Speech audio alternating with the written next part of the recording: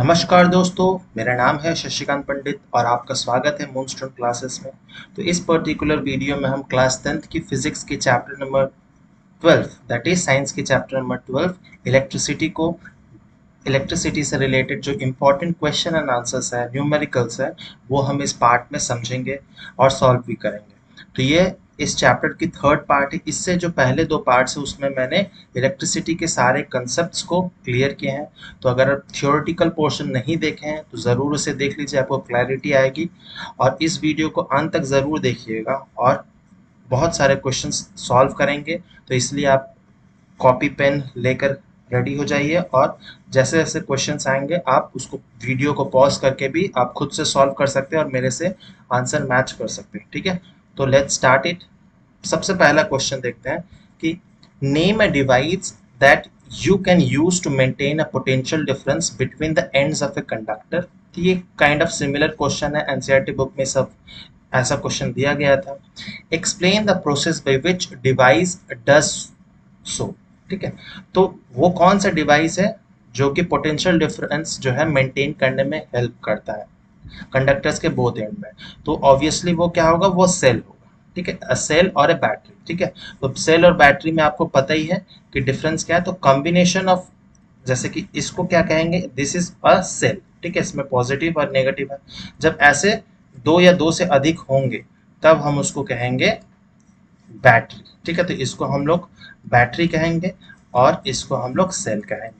ठीक है, तो किस तरह से मेंटेन करता है तो आपको पता ही है। जितने भी बैटरीज होते हैं उसमें, या हमारी जो पेंसिल बैटरीज होती हैं, है ना, टीवी रिमोट्स, एसी रिमोट्स और भी यूज किया जाता है उसमें। बेसिकली इस टाइप के कुछ बैटरीज होते हैं और इसके अंदर क्या होता है, मेनली केमिकल्स होते हैं, है ना।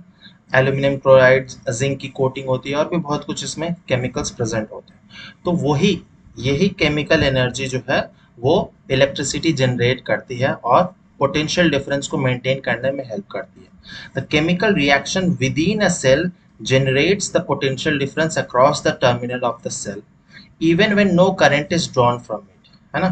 तो पोटेंशियल डिफरेंस मेंटेन करने के लिए भी some amount of chemical energy हमें चाहिए। When it is conducted to a conductor, it produces electric current and maintain the potential difference across the ends of the conductor। ठीक है, तो ये प्रोसेस है। तो मेनली क्या हो रहा है, chemical energy is converted into electrical energy. ठीक है, तो ये पहला क्वेश्चन था। अब हम लोग सेकंड क्वेश्चन देख लेते हैं, second type of question mainly, कि draw the symbols of commonly used components in electric circuit diagrams for. जैसे कि ऐसे सर्किट डायग्राम्स के इंपॉर्टेंट जो सिंबल्स होते हैं वो भी कभी कभी पूछ लिया जाता है। ठीक है, तो वो भी उसकी क्लैरिटी होनी चाहिए। जैसे कि इलेक्ट्रिक सेल की क्या होगी, open plug key, wires crossing without connection, variable resistor, battery, electric bulb, resistance. ठीक है, और इसकी एसआई यूनिट भी अगर आपको पता होगी सबकी तो बहुत अच्छी रहेगी। ठीक है, जैसे इलेक्ट्रिक सेल, तो इलेक्ट्रिक सेल मैंने पहले ही बताया, अगर सिर्फ एक ही रहेगा तो ये हमें इलेक्ट्रिक सेल डिनोट करता है। जो बड़ी वाली लाइन है वो पॉजिटिव टर्मिनल है एंड छोटी वाली जो है वो नेगेटिव टर्मिनल डिनोट करती है। ठीक है, ओपन प्लग की कुछ इस तरह से होता है, या फिर ऐसे भी हम लोग कर सकते हैं। ठीक है, इस तरह से भी हम लोग ओपन प्लग की भी शो कर सकते हैं। और क्लोज कैसे होगा, तो क्लोज प्लग की जो होगा वो इस तरह से होगा। ठीक है, this is closed end this is open. ठीक है, फिर वायर्स क्रॉसिंग विदाउट कनेक्शन, तो वायर्स क्रॉसिंग विदाउट कनेक्शन कुछ इस तरह से होता है। ठीक है, और जब जॉइंट रहता है तब वायर्स क्या इस तरह से इधर में जॉइंट दिखाया जाता है, वायर्स जब जॉइंट होता है। ठीक है, फिर वेरिएबल रेजिस्टेंस के दो सिंबल है, दो टाइप ऑफ सिंबल्स हैं। और वेरिएबल रेजिस्टेंस या फिर रियोस्टेट भी कहा जा सकता है, रियोस्टेट। ठीक है, बैटरी पता ही है, कॉम्बिनेशन ऑफ सेल्स को हम लोग बैटरी मेनली कहते हैं। इलेक्ट्रिक बल्ब भी बहुत आसान है बनाना।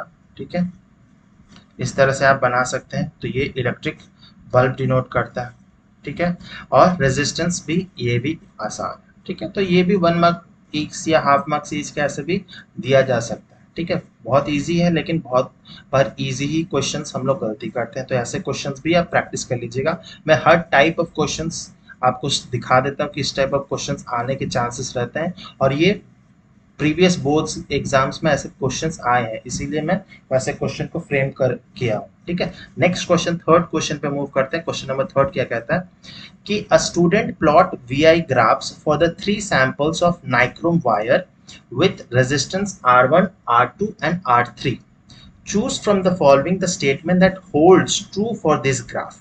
ठीक है, तो ये 4 स्टेटमेंट दिए गए हैं, MCQ टाइप है। अब हमें बताना है कौन सा सही है।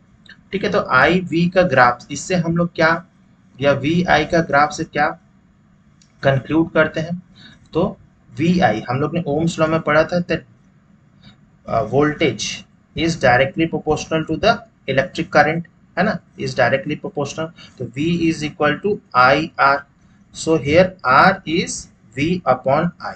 ठीक है, तो इससे हम लोग दो चीज कंक्लूड करते हैं कि that is voltage is directly proportional to the electric current and the ratio between V and I, the ratio between V and I denotes what, resistance, और ये कांस्टेंट होता है, VI ग्राफ में ये कांस्टेंट होता है। ठीक है, तो ये मेनली हम लोग दो चीज इससे ग्राफ से कंक्लूड करते हैं। ठीक है, अब देखिए R2 में क्या शो करा कि R2 में जो वोल्टेज है वो काफी हाई है, लेकिन इलेक्ट्रिक करंट सबसे लो है ना। इसको अगर इस तरह से प्लॉट किया जाए तो वोल्टेज R2 के लिए वोल्टेज बहुत हाई है और इलेक्ट्रिक करंट जो है वो सबसे लोएस्ट है। सिमिलरली R3 के देख लीजिए, R3 के लिए वोल्टेज जो है सबसे कम है एंड इलेक्ट्रिक करंट जो है, इलेक्ट्रिक करंट सबसे ज्यादा है। ठीक है, इलेक्ट्रिक करंट सबसे ज्यादा है।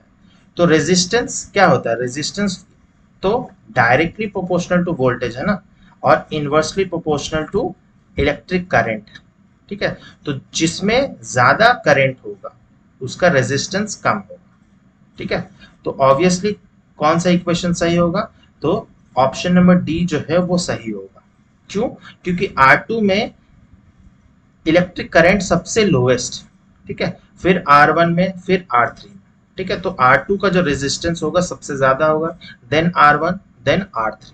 होपफुली आपको समझ आ गया होगा। ये ओम्स लॉ का ही बेसिकली एप्लीकेशन से है, ग्राफ से भी बहुत बार ऐसे क्वेश्चंस दिए जाते हैं। ठीक है, तो इस तरह से आप कंक्लूड कर सकते हैं। कभी कभी VI ग्राफ से कंक्लूजन भी पूछ लिया जाता है कि आप क्या कंक्लूड करते हैं, केस स्टडी टाइप्स क्वेश्चन में ऐसे पूछा जाता है। और साथ ही साथ में इस ग्राफ को भी अगर देखेंगे तो R2 में क्या हो रहा है, वोल्टेज सबसे ज्यादा है एंड इलेक्ट्रिक करंट जो है वो सबसे कम है। R3 में क्या हो रहा है, पोटेंशियल डिफरेंस या वोल्टेज जो है सबसे कम है, इलेक्ट्रिक करंट जो है सबसे ज्यादा है। और R1 जो है, R1 तो ये R1 R2 और R3 के बीच में लाई करता है। ठीक है, तो ये हमेशा तो ये भी बहुत ध्यान से देखना जरूरी है कि R1, R2, R3 का पोजीशन क्या। ठीक है, तो वेरी इंपॉर्टेंट क्वेश्चन है, इस टाइप ऑफ क्वेश्चंस आप उम्मीद कर सकते हैं। नेक्स्ट क्वेश्चन पे मूव करते हैं, question number 4। A VI graph for nichrome wire is given below, what do you infer from this graph. जैसे मैंने बताया ऐसा क्वेश्चन आता है बहुत बार। Draw a labelled circuit diagram to obtain such a graph.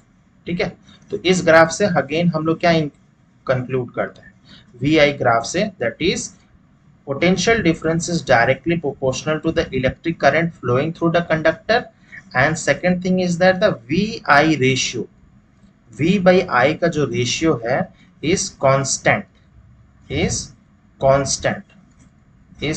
और V by I का मतलब है this shows resistance, है ना, तो रेजिस्टेंस जो है वो कांस्टेंट ही रहेगा। ठीक है, जब भी हम लोग प्लॉट करेंगे इस तरह से तो रेजिस्टेंस V by I का जो रेशियो वो कांस्टेंट रहेगा। और फिर सेकंड पार्ट ऑफ क्वेश्चन क्या है कि draw a labelled circuit diagram to obtain such a graph. एक सिंपल से एक सर्किट डायग्राम बनाना है जिसमें रेजिस्टेंस होगा, voltmeter, ammeter, plug key switch, battery सब कुछ होगी, है ना। तो इस तरह से ये फिगर में ऑलरेडी बना हुआ है, तो इसमें देख सकते हैं कि इधर में बैटरी है। ठीक है, this is battery. Positive and negative terminal mark करना बहुत जरूरी है, नहीं तो उसके लिए मार्क्स कटते हैं बोर्ड्स एग्जाम में। फिर इधर में है एक्स वाई, ये जो है रेजिस्टेंस है, एक रेजिस्टेंस भी है और आप इससे ज्यादा भी रेजिस्टेंस कर सकते हैं, कोई दिक्कत नहीं है। ठीक है, देन वोल्ट मीटर, ऑब्वियसली पता है कि वोल्ट मीटर जो है वो पैरेलली कनेक्टेड होता है और एमीटर जो होता है वो सीरीज में कनेक्शन होता है, और साथ ही साथ में स्विच की है। और डायरेक्शन भी दिखाना बहुत जरूरी है कि किधर से किधर इलेक्ट्रिक करंट फ्लो करता है। तो पॉजिटिव टर्मिनल से नेगेटिव टर्मिनल की तरफ फ्लो करता है। तो ये है एक वेल लेवल डायग्राम। ठीक है, इस ये डायग्राम से अगर हम लोग प्लॉट करेंगे वैल्यू, तो वी आई का जो ग्राफ आएगा, वी बाई आई का, वो स्ट्रेट लाइन आएगा, लीनियर ग्राफ आएगा। एंड आई जो है वो क्या है, वो एक्स एक्सिस पे होगा। And potential difference is always in the Y axis. ठीक है, कि इलेक्ट्रिक करंट जो है वो इंडिपेंडेंट वेरिएबल है, इसीलिए हम लोग एक्स एक्सिस पे रख रहे हैं। और पोटेंशियल डिफरेंस जो है वो डिपेंडेंट वेरिएबल है ना। तो ये भी हम कंक्लूजन कर सकते हैं कि electric current is independent variable and potential difference is dependent variable. वो किस पे डिपेंडेंट है, तो इलेक्ट्रिक करंट पर डिपेंडेंट है। ठीक है, तो ये भी बहुत अच्छा क्वेश्चन था। नेक्स्ट क्वेश्चन पे मूव करते हैं, क्वेश्चन नंबर 5। क्वेश्चन नंबर 5 क्या कहता है कि cylindrical conductor of length L and uniform area of cross section A has a resistance R. The area of cross section of another conductor of the same material and same resistance, same material same resistance, but length जो है twice L हो जा रहा है। तो हमें find out क्या करना है, एरिया ऑफ क्रॉस सेक्शन निकालना है। ठीक है, तो रेजिस्टेंस का आपको फॉर्मूला पता है कि resistance is equal to rho L upon A, है ना। तो ये हमारा रेजिस्टेंस है, तो ये ओरिजिनल वायर के लिए। ठीक है, अब हम लोग क्या करते हैं कि सेकंड पार्ट ऑफ क्वेश्चन क्या है कि हमें न्यू एरिया निकालना है। तो न्यू एरिया मान लेते हैं ए डैश होगा। ठीक है, और न्यू एरिया के लिए लेंथ क्या हो जा रहा है, ट्वाइस एल हो जा रहा है। तो ठीक है, तो लेंथ जो होगा, लेंथ क्या हो जाएगा, L dash will be twice of L. ठीक है, तो न्यू रेजिस्टेंस क्या होगा, new resistance R dash will be rho L upon A. अब रो क्योंकि सेम है ना, सॉरी एल डैश और ए डैश होगा, है ना। रो दोनों में ही सेम होगा क्योंकि सेम मटेरियल है। ठीक है, तो सेम होगा ये। ठीक है, तो अब हम लोग एल डैश के जगह में क्या लिख सकते हैं, ट्वाइस एल लिख सकते हैं। तो ये R dash will be what, rho twice L upon A dash, है ना। अब क्वेश्चन में दिया गया है कि सेम मटेरियल है और रेजिस्टेंस भी सेम है, मतलब ये रेजिस्टेंस और ये रेजिस्टेंस सेम है, means R is equal to R dash. ठीक है, तो अगर हम लोग इक्वेट करेंगे तो क्या होगा, rho L upon A is equal to rho two L upon A dash. ठीक है, तो रो कैंसल आउट हो जाएगा, दोनों तरफ में रो और एल कैंसल आउट हो जाएगा। ठीक है, तो न्यू एरिया क्या बनेगा, new area will be twice of the previous area. ठीक है, तो twice of the previous area, ये बन जाएगा हमारा इक्वेशन। ठीक है, तो ऑप्शन नंबर सी जो है इसका करेक्ट आंसर होगा। ठीक है, होपफुली आपको समझ आ गया होगा। क्वेश्चन नंबर 6 की तरफ मूव करते हैं। The resistance of a resistor is reduced to half of its initial value. ठीक है, तो resistance of a resistor is reduced to half of its initial value. In doing so, if other parameters of circuit remains unchanged, the heating effect in the resistor will become what? ठीक है, तो heating effect of resistor, तो heating effect आपने Joule's law of heating पढ़ाई है, तो उसका formula क्या है, H is equal to I square R T. ठीक है, अब हमें फाइंड आउट करना है कि H निकालना है ना। तो resistance of a resistor is reduce to half, तो ओरिजिनल रेजिस्टेंस मान लेते हैं R। ठीक है, और न्यू रेजिस्टेंस जो है R डैश है। तो R डैश क्या हो रहा है, वो ओरिजिनल का हाफ हो जा रहा है, इनिशियल वैल्यू का आर आई का हाफ हो जा रहा है। ठीक है, तो R बाई 2 हो जा रहा है।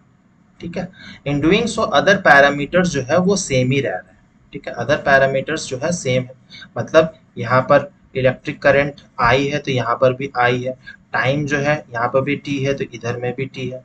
ठीक है, तो जो ओरिजिनल वाला है रेजिस्टर उसका हीटिंग इफेक्ट कितना आएगा, तो H is equal to I square R T. Similarly H dash का क्या आएगा, I square R dash T. अब I और T तो सेम है दोनों ही केस में, बस रेजिस्टेंस में फर्क है ना। तो R डैश के जगह हम लोग क्या लिखेंगे, R डैश के जगह हम लोग लिखेंगे R बाई 2। तो I square R by 2 into T. ठीक है, तो is equal to H dash, और h क्या है, h ऑलरेडी फर्स्ट इक्वेशन में क्या गया कि h is I square R T, already दिया हुआ है, तो हम लोग आई स्क्वायर आर टी को h से रिप्लेस कर देंगे, तो h डैश जो न्यू हीटिंग इफेक्ट जो होगा वो क्या होगा, h dash will be I square R T, मतलब h का हाफ हो जाएगा, h का हाफ हो जाएगा, ठीक है। तो आंसर क्या बनेगा, तो आंसर जो है हमारा h का हाफ बन जा रहा है ना, तो h is equal to twice of h dash, ठीक है, तो h is twice of h dash, ठीक है। तो आंसर क्या निकलेगा हमारा, 2 टाइम्स निकल जाएगा, है ना, तो option A is the correct answer, ठीक है। तो इस तरह से आप कर सकते हैं, हीटिंग इफेक्ट ऑफ से भी आता है क्वेश्चन, ठीक है। नेक्स्ट क्वेश्चन पे मूव करते हैं, question number 7, right the mathematical expression for joules law of heating. जैसे अभी मैंने बताया, compute the heat generated while transferring 96,000 coulomb of charge in 2 hours through a potential difference of 40 volt, ठीक है।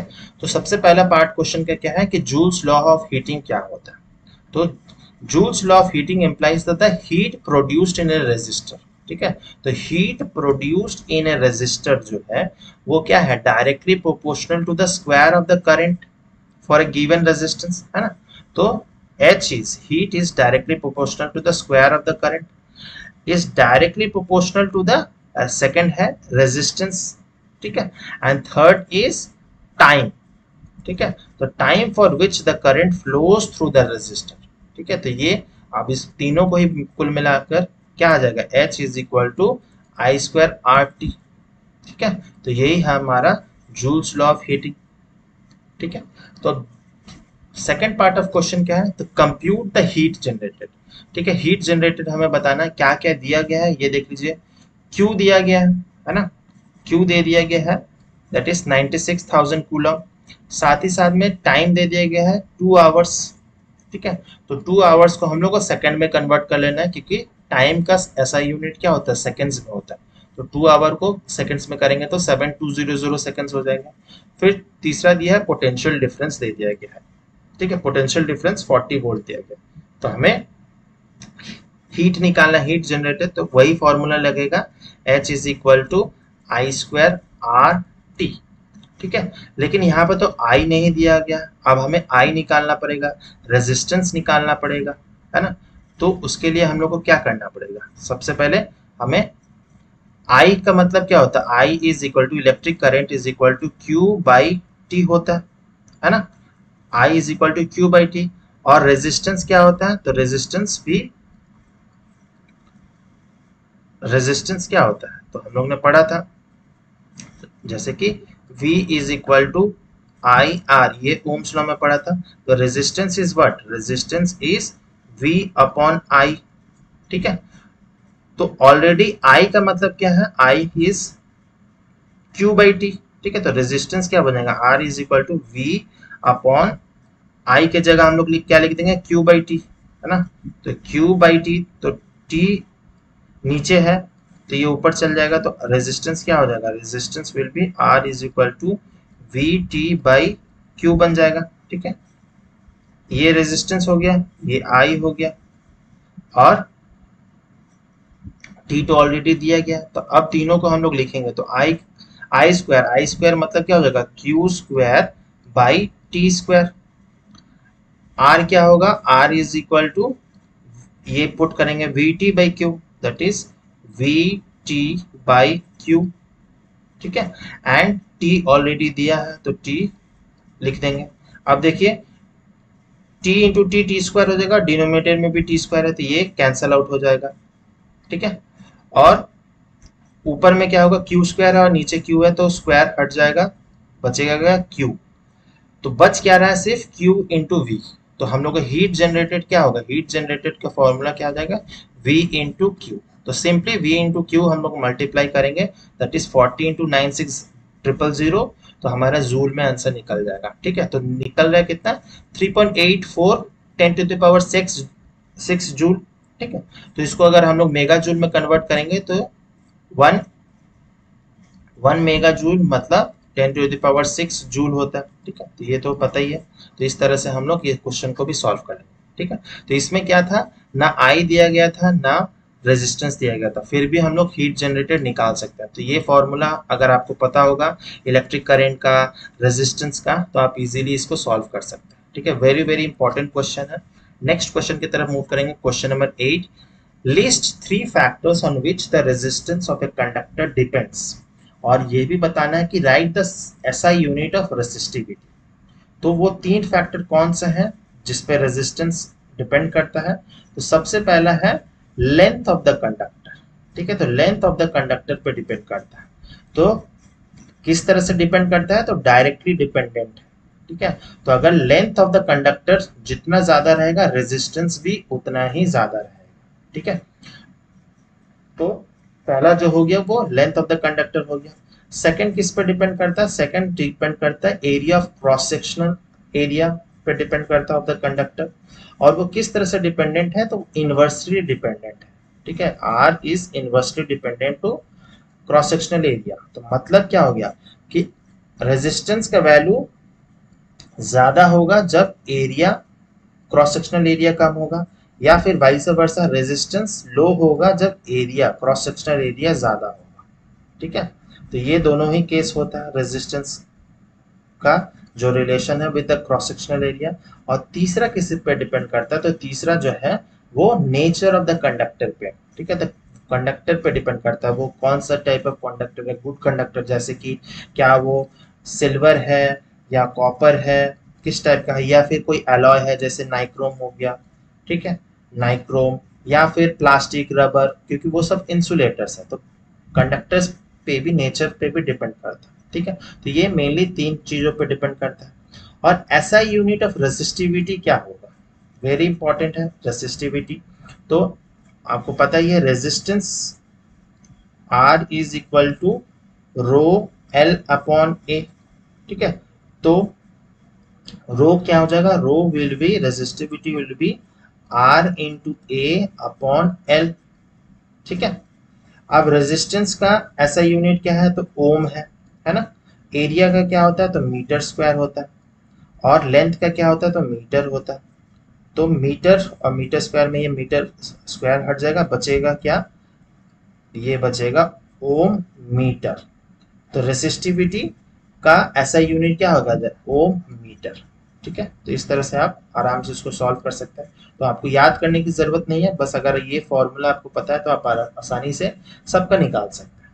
ठीक है, नेक्स्ट क्वेश्चन की तरफ मूव करेंगे। Question number 9, why are metals good conductor of electricity whereas glass is a bad conductor of electricity, give reason। फिर दूसरा है why are alloys commonly used in electrical heating devices, give reason। ठीक है, तो first part देख लेते हैं कि मेटल्स गुड कंडक्टर क्यों होते हैं। तो मेटल्स जैसे मैंने बताया, सिल्वर हो गया, सिल्वर, एजी, कॉपर, इनकी रेसिस्टिविटी जो होती है बहुत कम होती है।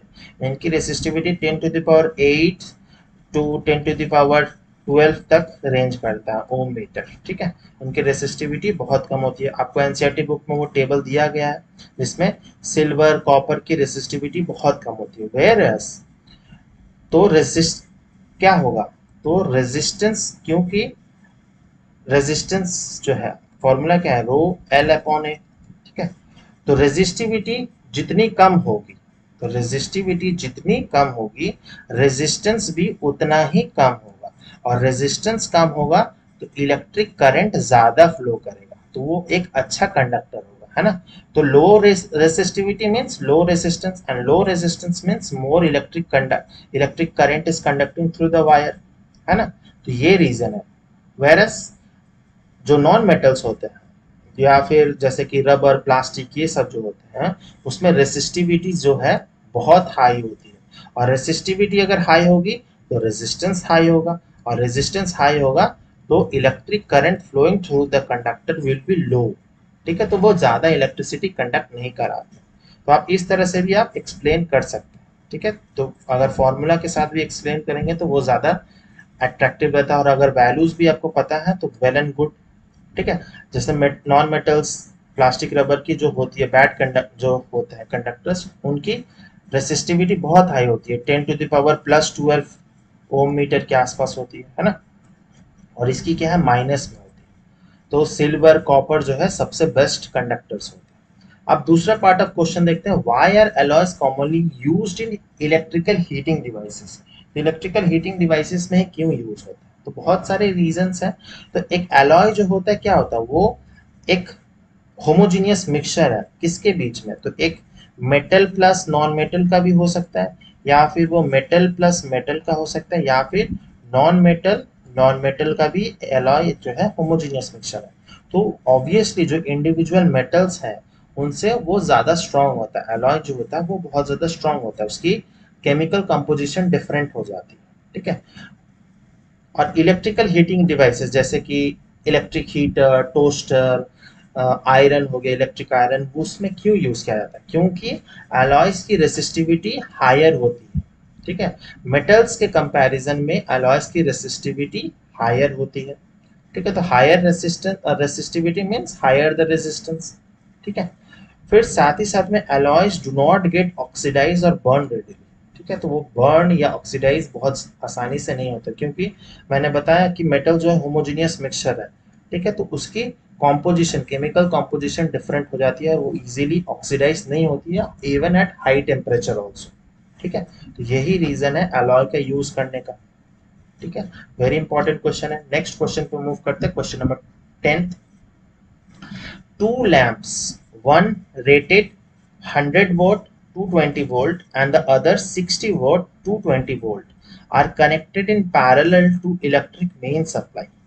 Find the current drawn by the two bulbs from that line if the supply voltage is 220 volt.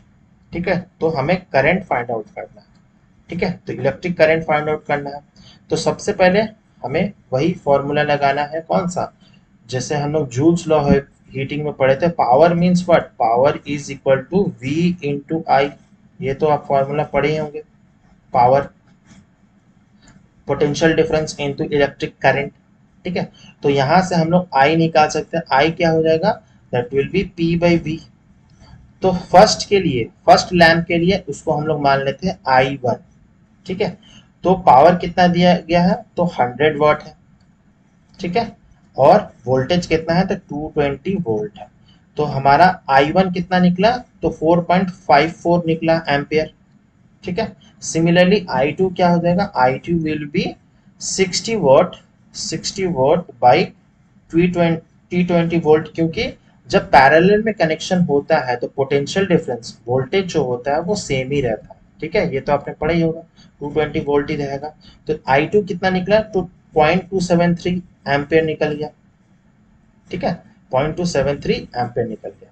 तो टोटल करंट क्या हो जाएगा, तो टोटल करंट क्या होता है, टोटल करंट आई इक्विवेलेंट जो है वो I1 प्लस I2 हो जाएगा। ठीक है। तो इसका सम प्लस इसका सम करेंगे तो हमारा आंसर निकल जाएगा 0.73 एम्पियर। ठीक है। तो ये क्वेश्चन भी लगभग ऐसे ही क्वेश्चन 2 मार्क्स के ऐसे दिए जाते हैं। तो very important type of questions है, इसको ऐसे क्वेश्चंस को जरूर से जरूर प्रैक्टिस कीजिएगा। ठीक है। Next question, question number 11। A copper wire has a diameter of 0.5 mm। ठीक है। डायमीटर है, रेसिस्टिविटी दिया गया है। Calculate the length of this wire to make it resistance 100 ohm। How much does the resistance change if the diameter is doubled without changing its length। ठीक है। तो दो पार्ट में डिवाइडेड है। तो पहले गिवन क्या है वो लिख लीजिए, तो रेसिस्टिविटी दे दिया गया है वो लिख लीजिए, डायमीटर दिया है डी, और रेजिस्टेंस कितना है, तो 100। ठीक है। तो हमें फर्स्ट क्या करना है, calculate the length of the wire find out करना है। लेंथ ऑफ द वायर जो है हमें फाइंड आउट करना है। तो सबसे पहले तो हमें लेंथ ऑफ द वायर नहीं पता, हमें क्रॉस सेक्शनल एरिया निकालना पड़ेगा वायर का। तो उसका फॉर्मूला क्या होता है, पाई आर स्क्वायर। ठीक है। तो यहाँ पर क्या दिया, डायामीटर। तो डायामीटर मतलब radius, diameter means twice of radius. ठीक है। तो रेडियस क्या हो जाएगा, रेडियस हो जाएगा 0.5 डिवाइडेड बाई 2 mm। ठीक है, तो कितना होगा 25.25 mm हो जाएगा।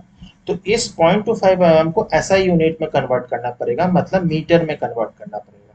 तो इसको मीटर में कन्वर्ट करेंगे तो क्या हो जाएगा, ये हो जाएगा 0.25 इंटू 10⁻³ ठीक है, और इसको और सही से कन्वर्ट करेंगे तो क्या होगा 2.5 इंटू 10⁻⁻4 हो जाएगा। ठीक है, तो एरिया निकलेगा, सबसे पहले एरिया हम लोग निकालेंगे। अब हमारा रेडियस ये है 2.5 इंटू 10⁻⁻4 है। अब एरिया निकल जाएगा आसानी से। एरिया पाई का वैल्यू लगा लीजिए 3.14 इंटू रेडियस का square that is 2.5 into 10⁻⁻4 whole का ये स्क्वायर करेंगे तो हमारा एरिया निकल गया कितना 1.9 इंटू 10⁻⁻7 मीटर स्क्वायर एरिया निकल गया। तो अब जस्ट फॉर्मूला इजीली लगाएंगे तो हमारा लेंथ आ जाएगा। तो फॉर्मूला क्या होगा, R is equal to rho L upon A। ठीक है, तो रेजिस्टेंस दिया हुआ है 100, रेसिस्टिविटी कितना दिया गया तो 1.6 इंटू 10⁻⁻8। लेंथ हमें फाइंड आउट करना है तो L एज इट इज रखेंगे और एरिया हम लोग ने निकाल लिया है कितना 1.9 इंटू 10⁻⁻7। तो अब इसको जब सॉल्व करेंगे तो हमारा लेंथ कितना निकल जाएगा, लेंथ जो है 1200 मीटर निकल जाएगा। ठीक है, तो ये फॉर्मूला से ही आप इजीली, थोड़ा सा कैलकुलेशन है बस इसमें। सेकंड पार्ट में क्या कहा गया है कि इफ डायमीटर इज डबल, ठीक है, डायमीटर जो है डबल कर दिया जा रहा है, मतलब 0.25 mm, सॉरी 0.5 mm था डायमीटर, तो वो हो जाएगा 1 mm बन जाएगा डायमीटर, मतलब रेडियस क्या हो जाएगा 0.5। ठीक है, तो रेडियस, लेंथ क्या हो जाएगा, sorry area, cross sectional area क्या हो जाएगा तो πr², मतलब क्योंकि जो रेडियस है वो ट्वाइस हो जा रहा है ना, ट्वाइस रेडियस हो जा रहा है प्रीवियस वन का, तो एरिया भी ऑब्वियसली क्या हो जाएगा, एरिया भी ऑब्वियसली 4 टाइम्स बढ़ जाएगा, है ना, एरिया 4 टाइम्स बढ़ जाएगा ना। तो रेजिस्टेंस जो है वो इनवर्सली प्रोपोर्शनल टू एरिया है। तो एरिया अगर 4 टाइम्स बढ़ जाएगा तो रेजिस्टेंस क्या हो जाएगा, वो 4 टाइम्स डिक्रीज होगा। ठीक है, तो एरिया अगर 4 टाइम्स बढ़ गया है तो रेजिस्टेंस क्या हो जाएगा 100 का 4 टाइम लेस हो जाएगा, मतलब 100/4 that is 25 ohm new resistance निकलेगा। ठीक है, होपफुली आपको ये समझ आ गया होगा, नहीं तो दोबारा से देख लीजिए। डायमीटर क्या कहा गया है कि ट्वाइस हो गया पहले वाले।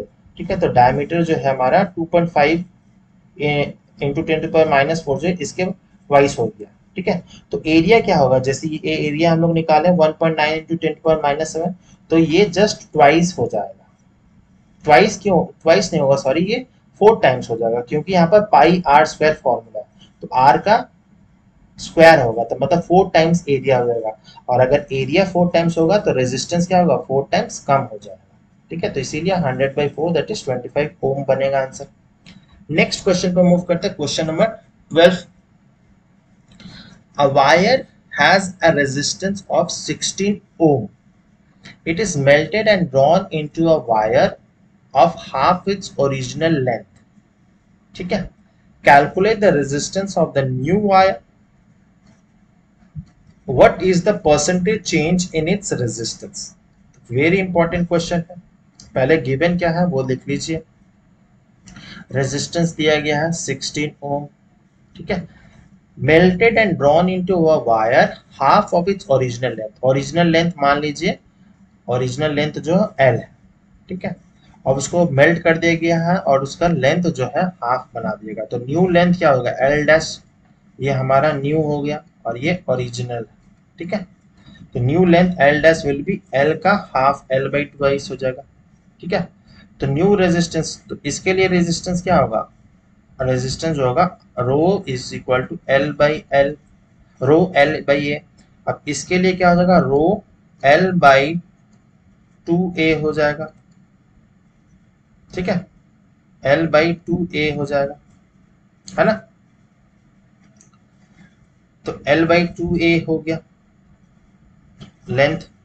साथ ही साथ में जब लेंथ जो है हाफ हो जा रहा है, ओरिजिनल लेंथ जो है, मान लीजिए ये 10 सेंटीमीटर का वायर है, अब इसको हम लोग इसका हाफ कर देंगे, मतलब 5 सेंटीमीटर कर देंगे, तो ये वायर थिक हो जाएगा ना, तो ये वायर ट्वाइस हो जाएगा, एरिया जो है क्रॉस सेक्शनल एरिया क्या हो जाएगा, ट्वाइस ए हो जाएगा। ठीक है, तो रेजिस्टेंस क्या बनेगा, रेजिस्टेंस जो बनेगा हमारा रो एल अपॉन 4a बन जाएगा। ठीक है, तो न्यू रेजिस्टेंस क्या आ जाएगा, न्यू रेजिस्टेंस जो होगा वो पहले रेजिस्टेंस के 4 टाइम्स कम हो जाएगा, तो 16/4 करेंगे तो 4 ओम आ जाएगा। ठीक है, तो ये बहुत मेन इसमें ट्रिकी पार्ट क्या है कि half of its original length, अगर लेंथ सिर्फ हम लोग हाफ करेंगे तो आंसर गलत आ जाएगा। अगर लेंथ हाफ हो रहा है, मतलब 10 सेंटीमीटर का वायर है मान लेते हैं, तो वो हाफ हो जा रहा है, मतलब 5 सेंटीमीटर में हो जा रहा है। ठीक है, तो बाकी पार्ट भी तो ऐड होगा ना, तो ट्वाइस उसका थिकनेस बढ़ जाएगा, क्रॉस सेक्शनल एरिया क्या हो जाएगा, ट्वाइस एरिया हो जाएगा, इसीलिए 4 से डिवाइड हो रहा है। ठीक है, तो ये बहुत गौर करने वाली बात है, अगर 2 से करेंगे तो आपका आंसर रॉन्ग हो जाएगा। फिर सेकंड पार्ट तो आसान है, what is the percentage change, तो परसेंटेज चेंज क्या होगा, 16 - 4 डिवाइडेड बाई 16 इंटू 100%, 100 करेंगे तो आंसर हमारा आ जाएगा 16 - 4 दैट इज 12/16, दैट इज 12/16 मतलब 3/4 इंटू 100, दैट इज 75% उसमें चेंज आया, परसेंटेज ऑफ चेंज आया। ठीक है, तो ये भी आसान सा क्वेश्चन था। नेक्स्ट 13 नंबर क्वेश्चन पे मूव करते हैं।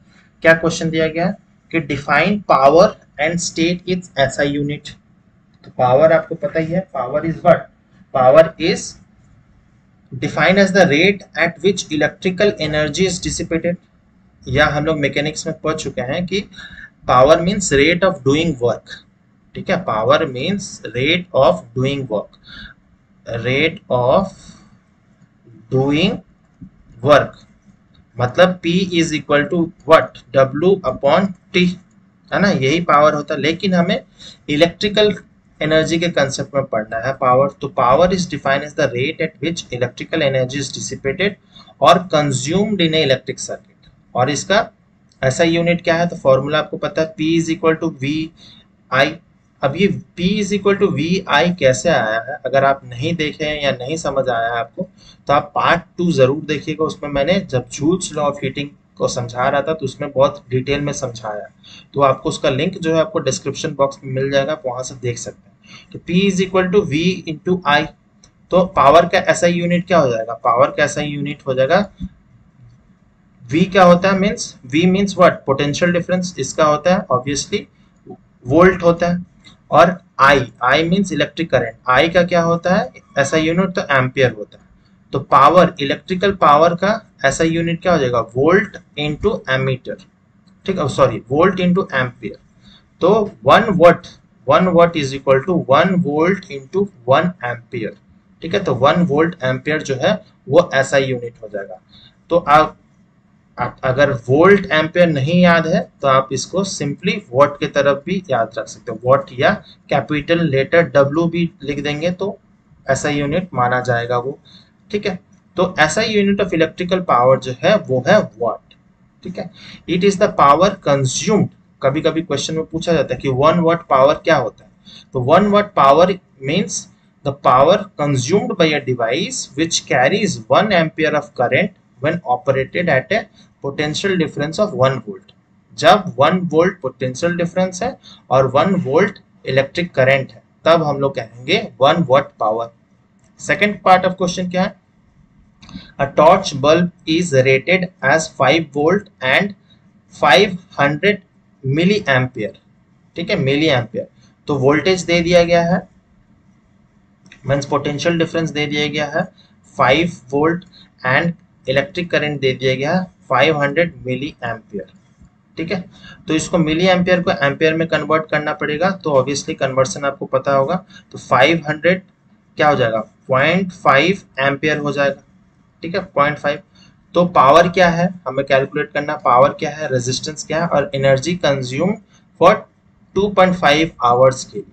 ठीक है, तो पावर का फॉर्मूला क्या है, V इंटू आई, सिंपली, तो V है 5 और I क्या आया 0.5, तो मिली एम्पियर है तो सबसे पहले हमें एम्पियर में कन्वर्ट करना पड़ेगा। तो साइन हमेशा याद रखिएगा, उसको ऐसा यूनिट में कन्वर्ट करना पड़ेगा।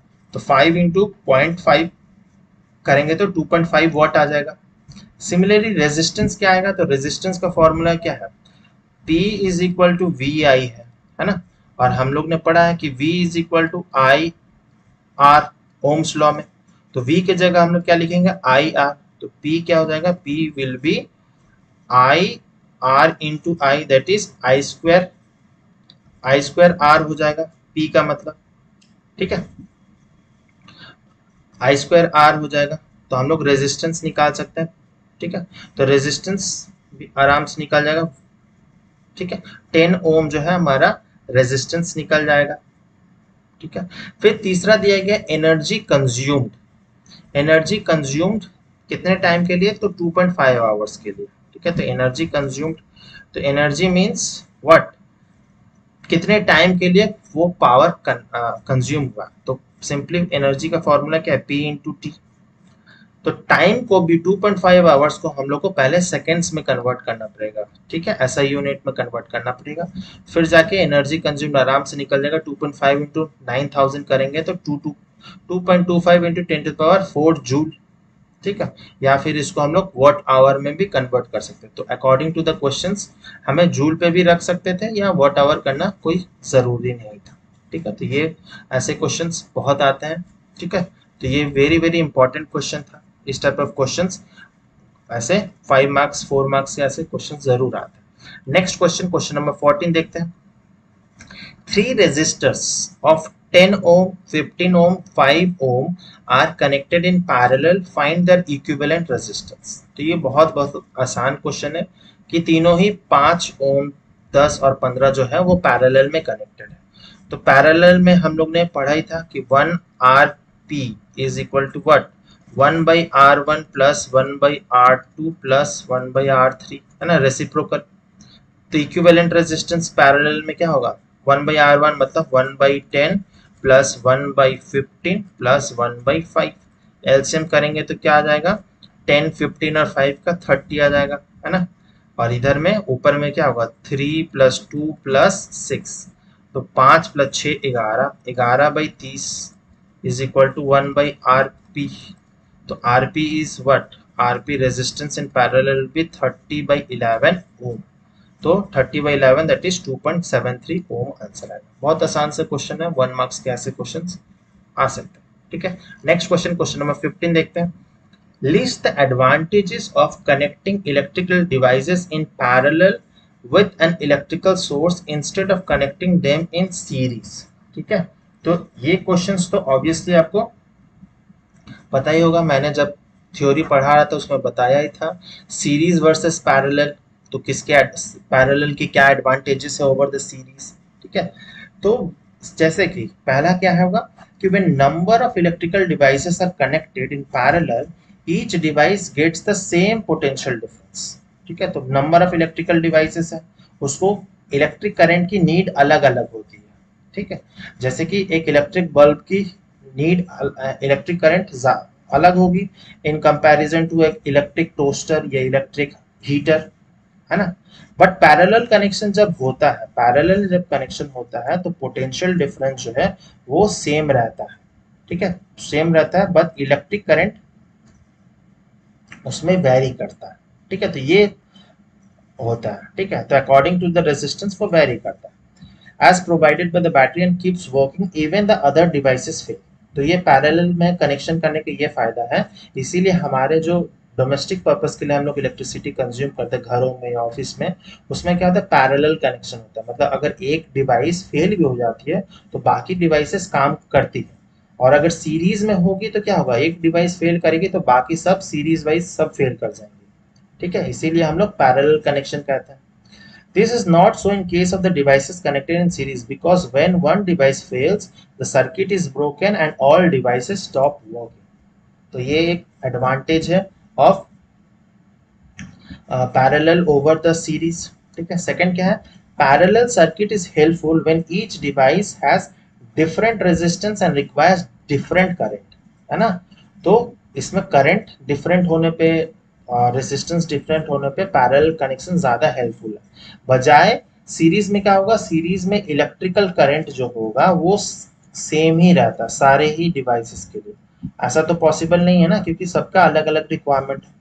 This is not so in the series circuit where same current flows through all the devices irrespective of the resistance. तो रेजिस्टेंस कुछ भी हो, जो इलेक्ट्रिक करंट है वो सेम ही रहता है सीरीज में। तो ये बहुत बार पूछा जाता है, सीरीज वर्सेस पैरेलल एडवांटेजेस क्या है, डोमेस्टिक पर्पस में हम लोग कौन सा यूज करते हैं, क्यों बेटर है वो। ठीक है, नेक्स्ट क्वेश्चन नंबर 16 पे मूव करते हैं। Three resistors of 3 ohm each are connected to a battery of 3 volt as shown in the figure। ठीक है, calculate the current drawn from the battery. तो हमें क्या निकालना है, करंट निकालना है। ठीक है, तो ये फिगर देखेंगे आप, तो इसमें क्या गया, 3 रेजिस्टर है और तीनों का रेजिस्टेंस जो है 3 ओम। तो ये दोनों जो है, ये और ये सीरीज में कनेक्टेड है, और ये दोनों जो है वो तीसरे के साथ में पैरेलल में कनेक्शन है। तो ये दोनों जो सीरीज में है उसका इक्विवेलेंट रेजिस्टेंस क्या होगा, मान लेते ये दोनों का। तो आर एस सीरीज में आया तो ये हो जाएगा 3 + 3 ओम, दैट इज 6 ओम हो जाएगा। और आर एस जो है, आर इक्विवेलेंट जो है वो इसके साथ में पैरेलल में कनेक्शन है। तो आर इक्विवेलेंट क्या हो जाएगा, 1/R1 + 1/R2। ठीक है, तो 1/6 + 1/3। इसको सॉल्व करेंगे तो हमारा आर इक्विवेलेंट रेजिस्टेंस जो है वो 2 ओम आ जाएगा। ठीक है, तो 2 ओम आ जाएगा। तो रेजिस्टेंस हमारा आ गया 2 ओम, और पोटेंशियल डिफरेंस कितना दिया गया है, 3 वोल्ट दे दिया गया। ठीक है, तो हमें इलेक्ट्रिक करंट निकालना है ना, current drawn from the battery. तो आई हमें निकालना है। ठीक है, तो वही ओम्स लॉ वाला फॉर्मूला V = IR। तो I क्या हो जाएगा, V/R। V is 3 and resistance is 2, तो 3/2 कितना होता है, तो 1.5 एम्पियर हमारा आंसर हो जाएगा। ठीक है, तो ये भी बहुत आसान सा क्वेश्चन है। नेक्स्ट क्वेश्चन की तरफ मूव करते हैं, question number 17। A 6 ohm resistance wire is doubled on itself। ठीक है, calculate the new resistance of the wire. ठीक है, सेकेंड क्वेश्चन क्या है, 3 2 ohm resistor A, B, C are connected in such a way that the total resistance of the combination is 3 ohm. Show the arrangement of the 3 resistors and justify your answer। तो ये NCERT book में इस type of question दिया गया है। सबसे पहले हम लोग फर्स्ट क्वेश्चन देखते हैं कि a 6 ohm resistance wire है is doubled on itself। ठीक है, कैलकुलेट द न्यू रेजिस्टेंस। ठीक है, तो ओरिजिनल जो रेजिस्टेंस है वो क्या है, 6 ओम है। लेंथ जो है, if the length L is the length of the wire and area is to be A, cross sectional area. तो ओरिजिनल रेजिस्टेंस क्या होगा, रो L/A, दैट इज 6 ओम, है ना। R = रो L/A = 6 ओम। ठीक है, ये तो गिवन है। अब क्या बोला गया है कि डबल्ड ऑन इटसेल्फ, रेजिस्टेंस जो है वो डबल हो गया, मतलब लेंथ क्या हो गया, जो न्यू लेंथ है वो ट्वाइस ऑफ लेंथ हो गया। ठीक है, अगर एक वायर है, अब डबल्ड ऑन इटसेल्फ मतलब ये डबल हो गया है, मतलब लेंथ इसका क्या हो जाएगा, लेंथ जो है वो ट्वाइस L हो जाएगा। ठीक है, बट ये वायर तो सेम है ना, इसका वॉल्यूम जो है वो सेम है। ठीक है, तो इसका वॉल्यूम सेम है, लेंथ बड़ा हो गया तो इसका एरिया क्या हो जाएगा, एरिया जो है वो हाफ हो जाएगा। तो न्यू एरिया जो है वो हाफ हो जाएगा। इसका एरिया A था, तो इसका न्यू एरिया जो है वो ओरिजिनल का हाफ हो जाएगा। और ओरिजिनल से लेंथ जो है, सेकंड वन का लेंथ जो है वो ट्वाइस L हो जाएगा। ठीक है, तो इसमें अगर हम लोग फॉर्मूला लगाएंगे, न्यू रेजिस्टेंस क्या हो जाएगा, रो L के जगह क्या हो जाएगा, ट्वाइस L, एंड एरिया क्या हो जाएगा, एरिया की जगह में A/2। तो 2 ऊपर चल जाएगा तो क्या बनेगा, रो 4L/A, है ना। तो ये क्या हो जाएगा, 4 टाइम्स ऑफ प्रीवियस रेजिस्टेंस हो जाएगा। तो प्रीवियस रेजिस्टेंस कितना था, 6 ओम। तो 6 × 4 क्या हो जाएगा, 24 ओम जो होगा नया रेजिस्टेंस का होगा। तो बहुत ध्यान से क्वेश्चन पढ़ना पड़ेगा कि डबल्ड ऑन इटसेल्फ का मतलब क्या होगा। ठीक है, नहीं तो ये क्वेश्चंस, ऐसे क्वेश्चंस बहुत गलती होते हैं। फिर सेकंड पार्ट ऑफ क्वेश्चन देख लेते हैं, ये भी आसान है कि 3 2 ओम रेजिस्टर से ABC connected in such a way that total resistance जो है कॉम्बिनेशन का 3 ओम होना चाहिए। ठीक है, तो ऐसा कैसा कॉम्बिनेशन हो जिसमें रेजिस्टेंस जो है आर इक्विवेलेंट जो है वो 3 ओम आए। ठीक है, तो उसके लिए हम लोग को ये कॉम्बिनेशन बनाना पड़ेगा जिसमें दो रेजिस्टेंस जो है वो पैरेलल में कनेक्टेड है और ये दो रेजिस्टेंस जो है तीसरे के साथ में सीरीज में कनेक्टेड है। ठीक है, तो जो पैरेलल में कनेक्टेड है उसका आर इक्विवेलेंट क्या हो जाएगा, 1/rp जो है वो क्या बनेगा, half plus half that is 1। ठीक है, तो आरपी जो हो गया हाफ और बाकी दो जो है वो सीरीज में कनेक्टेड है। तो न्यू इक्विवेलेंट क्या बनेगा, आर सीरीज जो बनेगा वो होगा 2 ओम प्लस 1। तो यही 3 ओम आ गया, हमें 3 ओम ही शो करना था। तो इसका कॉम्बिनेशन क्या होगा कि दो रेजिस्टेंस जो है वो पैरेलल में कनेक्टेड होंगे और तीसरा जो है वो सीरीज में कनेक्टेड होगा दोनों पैरेलल के साथ में, तभी जाके ये पॉसिबल होगा। ठीक है, तो इस टाइप ऑफ क्वेश्चंस भी बहुत दिया जा सकता है। ठीक है, तो वेरी इंपॉर्टेंट क्वेश्चन है क्योंकि एनसीईआरटी बुक में भी दिया गया है। नेक्स्ट क्वेश्चन में मूव करते हैं, क्वेश्चन नंबर 18 कि draw a schematic diagram of a circuit consisting of a battery 3 cells of 2 volt each. ठीक है, 2 वोल्ट ईच मतलब 3 into 6 हो गया 6 volt, combination of 3 resistor 10 ohm 20 and 30 connected in parallel, a plug key, एक ammeter, all connected in series. Use this circuit to find the value of the following. ठीक है, तो एक तो सबसे पहले हमें सर्किट डायग्राम बनाना। तो सर्किट डायग्राम क्या होगा, तो सर्किट डायग्राम इस तरह से होगा कि 3 रेजिस्टर्स है, तीनों ही पैरेलल में कनेक्टेड है। तो यहाँ पर तीनों ही हम लोग पैरेलल में कनेक्टेड है, एमीटर शो किया गया है। यहाँ पर 3 सेल्स है जो कि इसका एक सेल का पोटेंशियल डिफरेंस क्या है, तो 2 वोल्ट है। तो इस तरह से भी हम लोग दिखा सकते हैं। ठीक है, इस तरह से भी हम लोग दिखा सकते हैं। ठीक है, तो 2 वोल्ट ऐसे करके भी लिख सकते हैं या 6 वोल्ट भी लिख सकते हैं। तो यहाँ पर सब कुछ दिया गया है, पैरेलल, एमीटर वगैरह, लेकिन वोल्ट मीटर कहीं पे भी नहीं दिया गया, तो हम लोग इसीलिए वोल्ट मीटर इसमें इंक्लूड नहीं किया है। तो जो क्वेश्चन में लिखा होगा वही हमें फुलफिल करना है। फिर second part of the question क्या है कि करंट थ्रू ईच रेजिस्टर, मतलब 10 ओम 20 ओम 30 ओम से ईच रेजिस्टर्स का निकालना। फिर टोटल करंट निकालना है पूरे सर्किट का और टोटल इफेक्टिव रेजिस्टेंस भी निकालना है। तो तीनों पैरेलल में कनेक्टेड है तो इसका इफेक्टिव रेजिस्टेंस भी निकालना है। तो सबसे पहले क्या होगा, वोल्टेज पता है ट्वाइस वोल्ट मतलब टोटल 6 वोल्ट हो गया। और हमें पता है कि जब भी पैरेलल में कनेक्शन होता है तो potential difference is always the same, that is 6 volt, है ना। तो I का फॉर्मूला क्या होगा, that is V is equal to I R, that is I is equal to V upon R। तो V दे दिया गया 6 और रेजिस्टेंस जो भी जिसके लिए भी निकाल रहे हैं करंट, तो for current through 10 ohm resistance के लिए I10 क्या हो जाएगा, तो V by R that is 6 upon 10, तो 0.6 एम्पेयर आ जाएगा। Similarly current through 20 ohm resistance करेंगे तो I20 क्या हो जाएगा, वो भी 6/20 that is 0.3 ampere. And current through 30 ohm resistance क्या हो जाएगा, वो भी 6/30 दैट इज 0.2 एम्पेयर हो जाएगा। ठीक है, तो ये होगा ईच रेजिस्टर्स के लिए अलग निकालिए। फिर टोटल सर्किट के लिए क्या होगा, तो टोटल सर्किट के लिए I इज इक्वल टू I1 plus I10 plus I20 plus I30, ये तीनों को हम लोग ऐड कर देंगे तो 0.6 प्लस 0.3 प्लस 0.2 तो क्या आ जाएगा 1.1 एम्पियर आ गया। फिर तीसरा पार्ट जो था इक्विवेलेंट रेजिस्टेंस निकालना, क्योंकि तीनों जो है पैरेलल में कनेक्टेड है। तो 1 R equivalent will be what, 1 upon 10 plus 1 upon 20 plus 1 upon 30।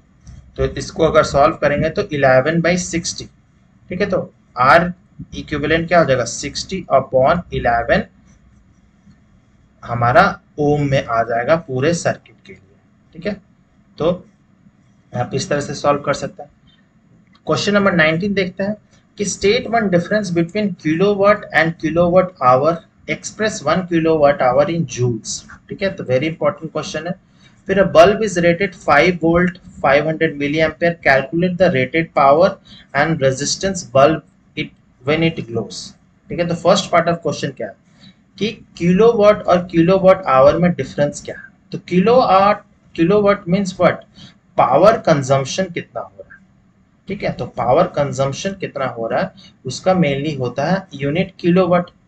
ठीक है, whereas kilowatt hour means energy consumption कितना होता है। ठीक है, तो किलोवाट आवर मीन्स कितना एनर्जी कंजम्पशन होता है। Energy mean kilowatt hour means E is equal to P into T.